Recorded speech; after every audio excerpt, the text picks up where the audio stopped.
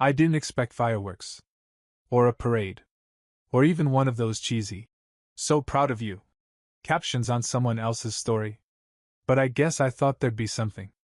When I posted my diploma photo, my hands were shaking, not because I was nervous, but because for the first time in years, I felt like I had finally done something undeniable. I wasn't begging for attention. I just wanted a flicker of acknowledgement. Some sign that I existed outside of birthday cards with the wrong name and group texts I was mysteriously left out of. I remember refreshing the post every few minutes, telling myself, don't care about it. It's just a post. But it wasn't. It was me saying, hey, I made it through. Even when no one helped. Even when no one noticed. The photo got exactly one like. No fire emojis. No. So proud of you. Not even a pity, congrats, from my mom. Just one lone thumbs up, from Grandpa William, who still signed off every Facebook comment with, "Love, Gramps," like it was an email. At first I laughed. Then I sat with it.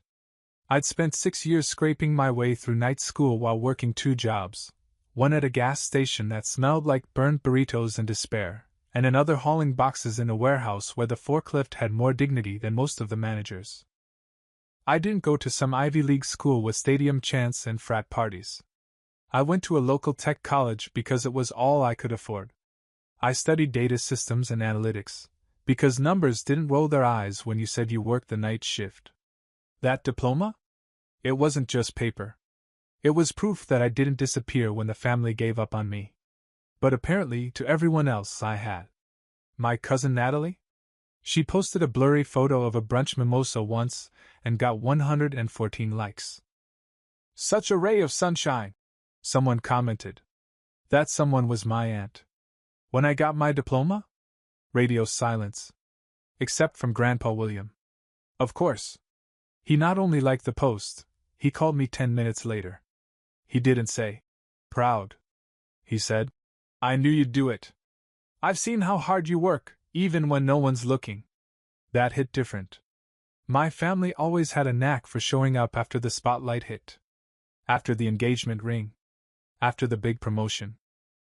After the destination wedding invites went out. But struggle? Growth? The hustle? Nah. That made them uncomfortable. See, I wasn't the golden child. Or even the silver or bronze. I was somewhere between background decoration and family tech support. I fixed routers at holidays and got blamed when the turkey was dry. So when I earned that degree, after years of ramen, rent panic, and mental spirals, I guess I thought it would shift something. Spoiler, it didn't. But Grandpa kept calling. Every week like clockwork. Sometimes just to tell me about his garden. Or some random historical fact. Or his ongoing feud with his neighbor over a misplaced lawn flamingo. "It migrated on its own," he insisted. Those calls? They meant more than all the empty "How's school?" texts I never got. At Thanksgiving I showed up, diploma in hand literally. It wasn't a flex. I just needed to grab something from my car, and I was carrying it in. My uncle squinted at it like it was written in ancient runes. "Oh? You graduated?" "Yep." "What for?" "Data analytics." A beat. "So, like spreadsheets?" I smiled. "Yeah. But ones that tell billion-dollar companies what to do." He blinked. "Cool, cool." Then turned back to his plate like I just announced I won a free coffee at 7-Eleven. My mom didn't say anything at all. Just passed the peas. I sat at the kids' table again that year. Natalie, now a lifestyle blogger, whatever that means, was seated up front next to my parents, holding court with stories about her brand collab with a candle company. No one asked about my job, or what I was doing next, or if I needed anything. But Grandpa pulled me aside when I left. He handed me an envelope. "Just a little something," he said. Inside was a check for $250 and a note that read, "Don't stop building. Love, Gramps." It started with a missed call. Then 2. Then 5 in 1 week. All from family members who hadn't spoken to me in, maybe a decade, give or take the occasional, Merry Christmas, text with my name spelled wrong. At first, I thought I was imagining it. Maybe someone accidentally added me to a group chat. But no, this was deliberate. Cousin Natalie posted an old photo of her and Grandpa with the caption, "Missing our weekly brunches. Can't wait to see you again soon, Rehart." Weekly brunches? Last I checked, she couldn't tell you if Grandpa lived in a condo or a cave. The man once asked me what an acai bowl was because she brought one over and then left it in his fridge to ferment. I called Grandpa that same night, just to check in. He didn't pick up. When he finally returned my call 2 days later, his voice sounded different, thinner, raspier. Still upbeat, still throwing in jokes about his stubborn tomato plants, but there was a drag behind his words. "Just a little cold," he said. Nothing dramatic. He always downplayed things. Even when he dislocated his shoulder falling off a stepladder while fixing his garage light, he texted me. "Slight mishap, currently horizontal. Don't worry, pain meds are lovely." But I knew something was wrong. He coughed 3 times mid-sentence, and I could hear the oxygen machine hiss quietly in the background. That same week, Natalie posted another throwback with Grandpa, this time from when she was 5, holding a balloon and looking confused. "Grandpa always said I was his sunshine," she wrote. "Really?" Grandpa once told me. "That girl talks about herself so much, I'm surprised she doesn't charge people for listening." But here she was, suddenly close, suddenly emotional, suddenly very public. And she wasn't the only one. My aunt, who famously once told Grandpa to get with the times, when he mailed her a birthday card instead of Venmoing her, showed up at his house with a lasagna and matching sweater set for Christmas in July. Meanwhile, I was still dropping by every Thursday, like I'd been doing for years. Not because he asked, just because it was routine. We'd sit in his den, the one that still smelled like pipe tobacco even though he quit 15 years ago, and I'd help him with whatever nonsense his phone was doing that week. "Why is Siri British now? You asked her to be, remember?" "I don't remember that." One day, I noticed a legal pad on the coffee table, scribbled with notes in Grandpa's unmistakable chicken scratch. Names. Crossed out. Circled. Lines pointing to nothing. And one line at the bottom that made me pause. "Make sure it goes to someone who showed up." I didn't ask. I just gently slid it under a stack of National Geographics before he noticed me reading it. About a month later, my mom called me. Which was weird because she hadn't voluntarily called me in at least 2 birthdays and a whole college graduation. "Hi," she said too cheerfully. "Hi. How's work? Still doing the data analysis stuff?" "Yeah. Still doing the stuff." Small talk. Forced chuckles. I knew where this was going before she even said it. "By the way, how's your grandfather? We've been meaning to visit, but you know how things get." I didn't say anything. "And we were thinking of organizing a little family gathering. You know, while he's still, well, just in general." "Right." Suddenly, everyone was circling. Not because they missed him. Because they'd caught a whiff of the end. And with it, the estate. I didn't argue. Didn't call them out. Didn't even bother rolling my eyes. I just said, "Sure. Let me know." Then I called Grandpa and said, "Looks like the whole circus wants to come to town." He just laughed. "Let 'em. I've got front row seats to the show." Grandpa's decline wasn't dramatic. There was no ambulance with flashing lights, no sudden fall, no gasp in the night. It was slower than that. Sadder than that. It was the way his calls got shorter. The way his laugh had pauses now, like it needed time to catch up. The way he'd start a story and then stop mid-sentence to rub his temples, like the words were just out of reach. I tried not to ask too many questions. He hated fuss. Hated being the center of a pity party, as he called it. But one Thursday, I brought him his usual lemon loaf from that bakery he liked, the one with the slightly rude cashier he called Spicy Cheryl, and I found him asleep in the chair. TV on, blanket tucked under his arms, glasses on the tip of his nose. That wasn't unusual. What was unusual was the box on the table next to him. It was labeled simply, "To be read." Inside? Folders. Notebooks. A couple envelopes. Some typed, some handwritten. And one note on top that said, "Don't let them fight over crumbs." I didn't open anything. Just gently put the lid back on and made some tea. When he woke up, I didn't mention it. But he did. "You saw the box," he said, voice barely above a whisper. "Didn't open it," I replied. He smiled. "I knew you wouldn't." Then after a moment he added, "You know what I regret the most?" I looked up. "Letting them treat you like wallpaper. All those years. You were always there. Quiet, consistent. Like the best damn coffee machine in the office. The one no one thanks but everyone uses." I laughed. He grinned. "I know I can't fix all that. But I can make sure the end is less noisy." He didn't say much else.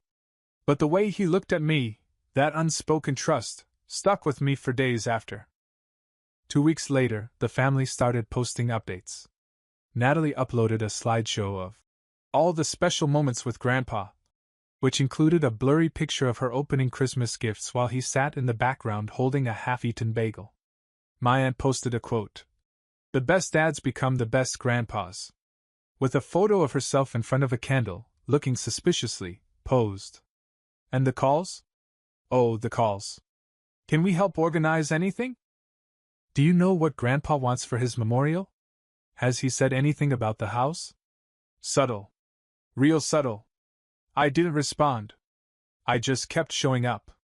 Quietly. Like always. I helped Grandpa organize some papers. Fixed a loose railing on the back porch. Made him soup when the coughing got worse. He hated broth, but he ate it anyway. He was still cracking jokes, though. Said if they made a documentary about him, it'd be titled, "The Man, the Myth, the Mild Indigestion." One day, after folding laundry together, he sat me down and said, "I want you to say something at the funeral." I froze. "Grandpa, I want your voice to be the last one they hear." I swallowed hard. I don't even know what I'd say. "You will. When the time comes." Then he winked. "And don't make it boring. If I hear any cliches, I'll haunt you." A week later, he was gone. He passed in his sleep. No drama. Just peace. I found out from the hospice nurse, not from family. Which wasn't surprising. I'd been listed as his emergency contact for years. No one else had noticed. That night, I sat on my porch, staring at the moon like it might blink back. I wasn't angry. I wasn't even surprised. Just tired. Not just from the grief, but from knowing what was coming next. The family that hadn't seen him in months? They were about to make the funeral all about them. It started with a slideshow. Set to a piano version of Somewhere Over the Rainbow, of course. Photos of Grandpa flashed across the screen at the front of the chapel. Him in his Navy uniform. Him holding a baby, Natalie, naturally. Him gardening, smiling, waving, but somehow, not a single one with me. Not one. Which was impressive, considering I'd been the one taking most of those pictures. I recognized the angles. I knew which ones were from my phone. Guess I didn't fit the aesthetic. The family had arranged the funeral like it was a red carpet event. My aunt wore a full black dress with pearls. Natalie had a fascinator. An actual fascinator. Like it was the Kentucky Derby for grief. And when the pastor asked if anyone wanted to speak, the hands shot up like it was karaoke night. My mom went first. She read a poem. Something she'd Googled, I'm sure. She stumbled over half the lines, then cried softly into a tissue she pulled from her clutch like it had been rehearsed. My uncle followed with a speech that opened with, "William wasn't a perfect man." Always a good sign when that's your opening line. Then came Natalie. She cleared her throat like it was the Oscars. "Grandpa always said I was the light in his life. I remember how he used to sneak me candy when Mom wasn't looking." She paused for effect. "And how he told me I'd do great things." Then she looked out at the crowd, teary-eyed, like she expected a standing ovation. I just sat in the back. Silent. No one had asked if I wanted to speak. No one mentioned that Grandpa had requested me to.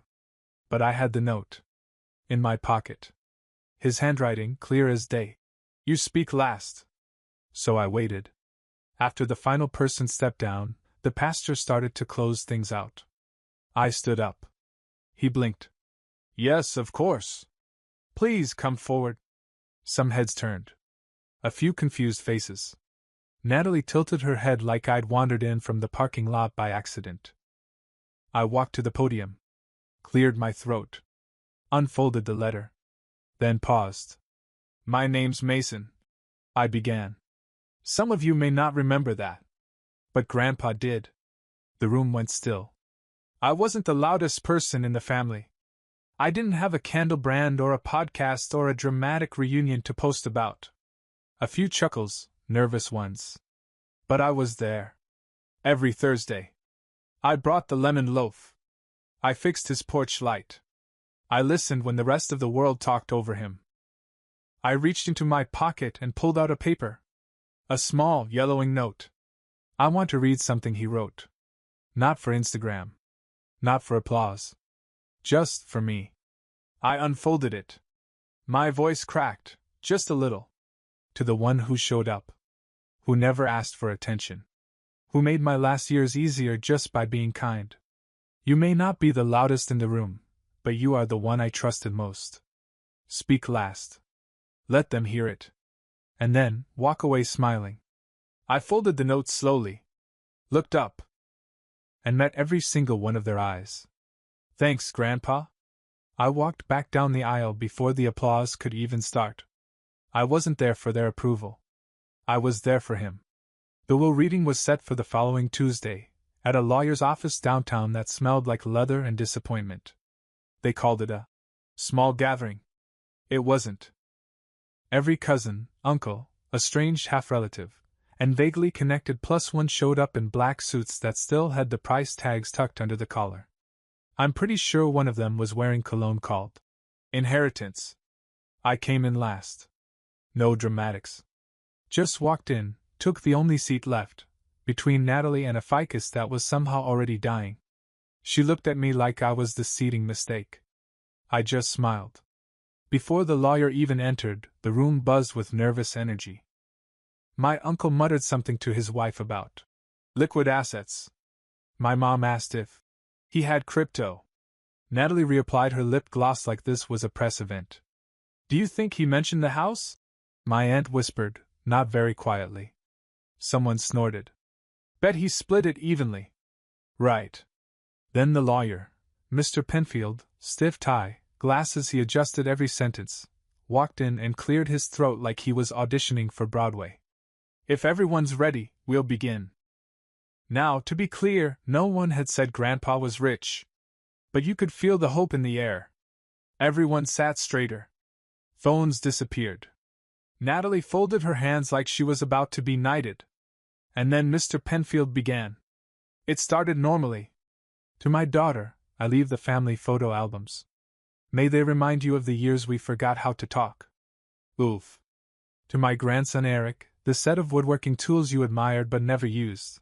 May you finally build something with your own hands. Brutal. Natalie perked up when he got to her. To Natalie, the decorative plates you always complimented. You're welcome to them. Please don't try to sell them on Etsy. I swear I heard a snort from the paralegal. I should have been bracing for what came next. But I wasn't. I expected maybe the flamingo statue. A gardening book. Something small, private. A quiet nod to our Thursday lemon loaf ritual. Instead, Penfield paused dramatically. And lastly, every head turned. To the one who showed up. My breath caught.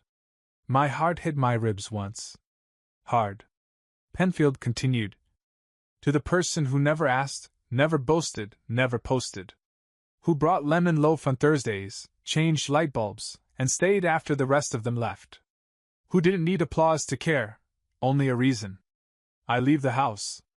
The savings. The investment account. The car. The books. The ridiculous flamingo statue in the garden. Everything.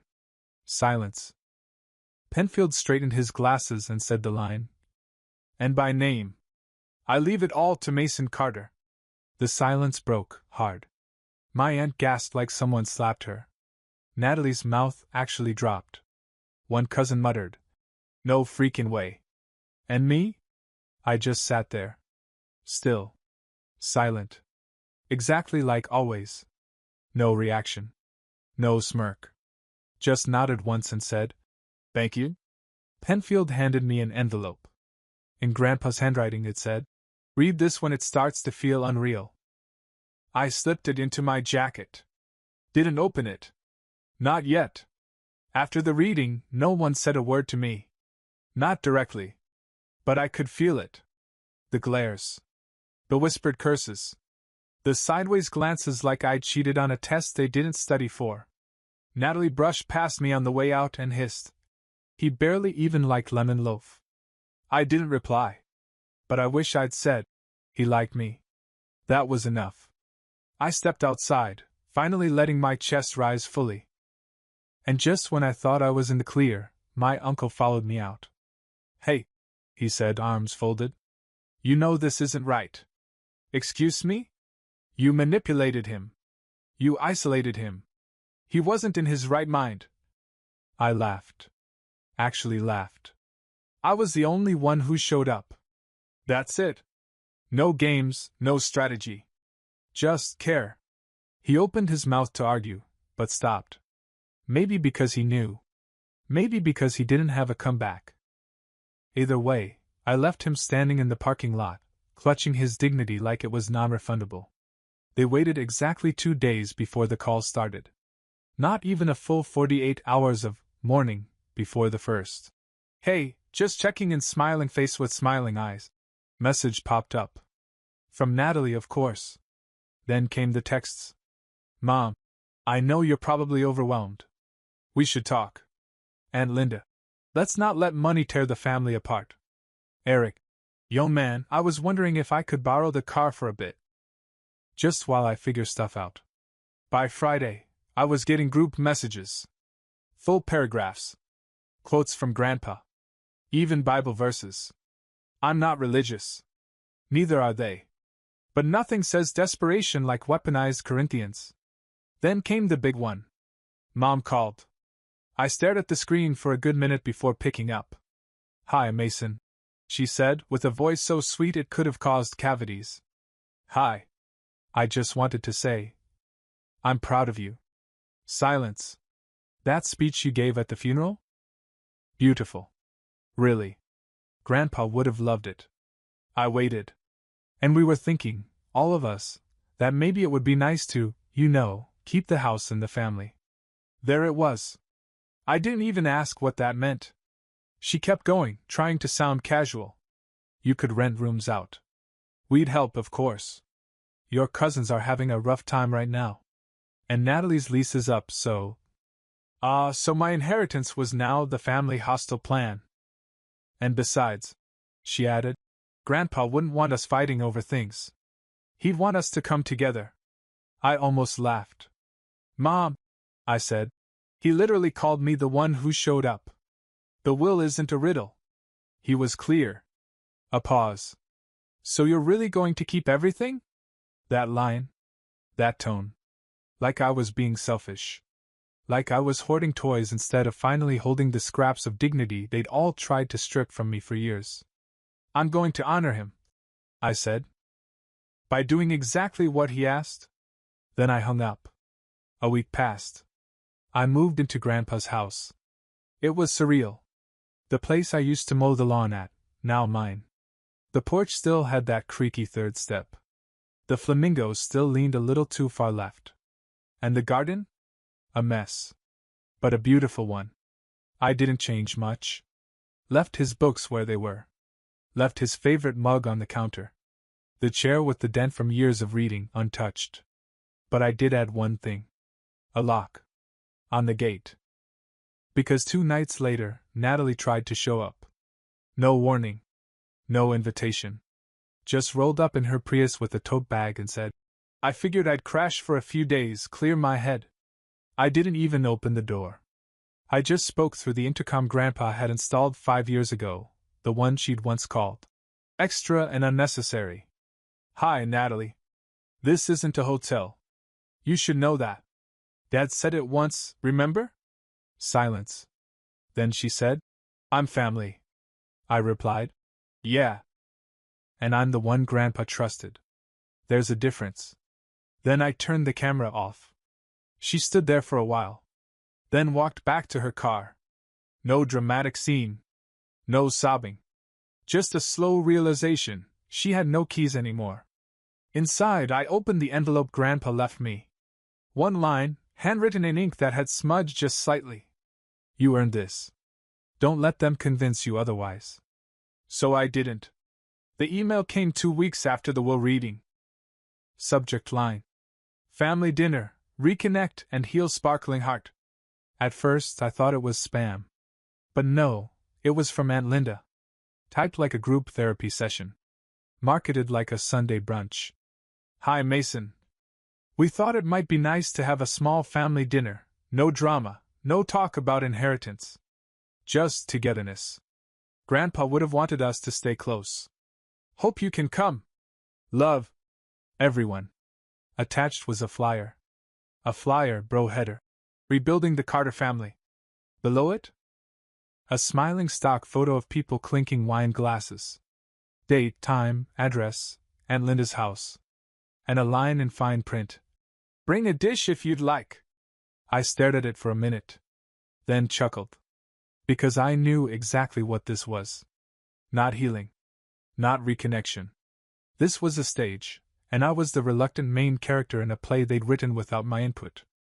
That night, I stood in Grandpa's old kitchen. The lemon loaf pan still hung by the stove. His kettle still squeaked when it boiled. Everything still smelled like dusty books and cedar. I looked at the note again. You earned this. Don't let them convince you otherwise. Then I looked at myself in the mirror. No tie. Just a clean, dark shirt. Rolled sleeves. Grandpa once told me, revenge doesn't need to be loud, just well-dressed and punctual. So I was. I didn't bring food. I brought a folder. Aunt Linda's house was full. Half smiles. Cheap wine. Hugs that lasted too long and meant too little. I walked in and got hit with, look who finally came around. We were just talking about you. You're looking so grown up. All from people who hadn't texted me in years. The dinner table was set like a Thanksgiving pageant. Meatloaf. Salad. 5 casseroles. A ham that somehow looked passive-aggressive. I sat near the end. Not the kids' table, but not center stage either. I didn't touch the food. I waited. And it only took 17 minutes. That's when Natalie stood, holding a glass of wine like she was giving a toast at her own wedding. We're so glad Mason could join us. Really. After everything. She smiled. Tilted her head just slightly. And I think it's important to remember that Grandpa loved all of us. And maybe it's not too late to share, not just memories, but the future too. Translation: give us stuff. Gift wrapped in faux forgiveness. The room got quiet. I stood up, walked to the end of the table, and opened the folder. Laid out neatly. A printed list of every Thursday I'd visited. Texts Grandpa sent me. A scanned copy of the note. Photos of us. A screenshot of the day I posted my diploma, liked by only one man. This, I said, is the difference between showing up and showing off. A few uncomfortable shifts in chairs. My uncle rolled his eyes. One cousin muttered, is this really necessary? I turned to Natalie. You posted 3 selfies during his funeral. I counted. One had a sparkle filter. Turned to Mom. You didn't even visit him when he got diagnosed. Said the hospital made you anxious. Then I looked at all of them. I'm not here to fight. I'm just not going to let you rewrite the story. Folded the folder. Tucked it under my arm. Paused. And the meatloaf looked ambitious. Then I walked out. On the drive home, I passed the old park Grandpa and I used to stop at after grocery runs. The bench was still there. The one with the peeling paint and the wobbly armrest. He once told me, families forget. That's their talent. But you remember. My phone buzzed. Natalie. You're being cold. Grandpa would be ashamed. I didn't reply. Just sent a photo of the handwritten note again. You earned this. Don't let them convince you otherwise. Then I blocked her. Not out of spite. But because peace doesn't come when they forgive you, it comes when you stop needing them to. Spring hit the garden like it had something to prove. The roses Grandpa planted last year were finally blooming. The flamingo statue, still leaning slightly like it had one too many, stood surrounded by color. It had been 3 months since the dinner. Since the final text. Since I said no, and meant it. I'd kept the house the way he left it. Mostly. But I added one thing. A small plaque in the garden, right beside the porch swing. Simple brushed bronze, nothing flashy. Just 4 words, exactly how he signed every birthday card. Always rooting for you. Gee. I didn't post it. Didn't tag anyone. Just stood there one morning with my coffee and let it sit. Quiet. Real. The family went silent after that. No more texts. No calls. No flyers. Like they finally understood, the door wasn't just closed, it was sealed with intention. But not everyone stayed away. 2 weeks ago, a letter arrived. Real mail. Handwritten. It was from Penfield, the lawyer. Inside was a copy of an amendment Grandpa had written but never mentioned out loud. Dated just a week before he passed. If Mason accepts the estate as written, and continues to do what he's always done, then please ensure the following is carried out. Below it, a donation in my name to the local library he loved. A scholarship fund for trade students at the nearby community college. And one final line. He never asked for anything. So I leave him this, a bench, in the park where we used to sit. Let him pick the quote. I didn't cry. But I did sit down. Right on the porch step, coffee in hand, eyes blurry, and heart full. 2 weeks later, I went to the park. That same bench. The one with the peeling paint, the wobbly armrest. It had been replaced. Fresh wood. Solid iron legs. A new plaque already attached. And the quote? My choice. I had to think hard about it. Wanted it to be right. So I went back to an old text. The first one Grandpa ever sent me. Back when I was still in school, still unsure, still invisible to half my family. It said, the world may never clap for you. Show up anyway. So that's what I had engraved. I sat down, leaned back, and just let the silence fill me. Before I left, a kid passed by with a backpack slung over one shoulder, balancing a drink in one hand and a notebook in the other. He looked like someone trying, not succeeding yet, but trying. He paused, glanced at the bench, then at me. You picked that quote? Yeah. He nodded. It's good. Then he sat down. Didn't say anything else. Just pulled out his notebook and started writing. And for the first time in a long time, I smiled. Not the polite kind. Not the I'm fine kind. The real kind. The kind Grandpa would have caught from across the room and pointed at. That bench? It wasn't just for sitting. It was a reminder. That quiet doesn't mean small. That presence matters more than posts. And that sometimes, the biggest win isn't revenge, it's peace.